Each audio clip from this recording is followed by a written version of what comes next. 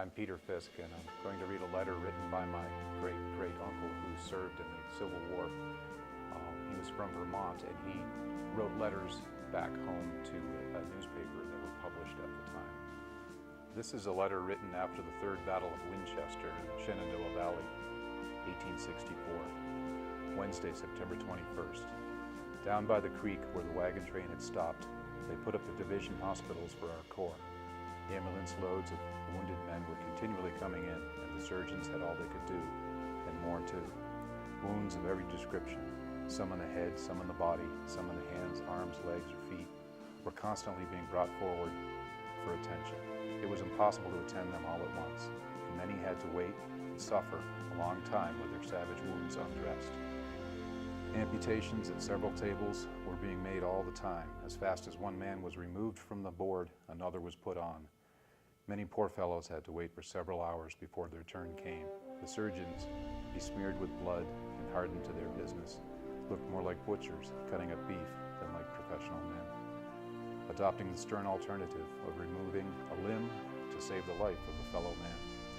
The hospital on the battlefield always prevents a horrid, ghastly sight. Surely our national honor ought to be imperishable, purchased at such a cost. Among those brought in were several of my own comrades. One man, struck in the thigh with a piece of shell which broke his leg and bruised it badly, was brought in around noon, and it was not till night that any attention was paid to his wounds, except what we could do ourselves.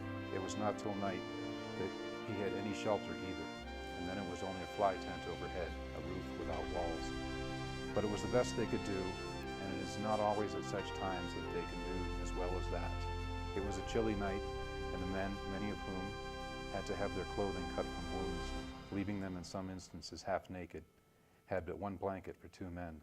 I remember I promised to bring my friend a rubber blanket from the train, but the train moved along and I could not do as I had promised. Yesterday, I suppose he, with the rest of the wounded, were removed to a general hospital.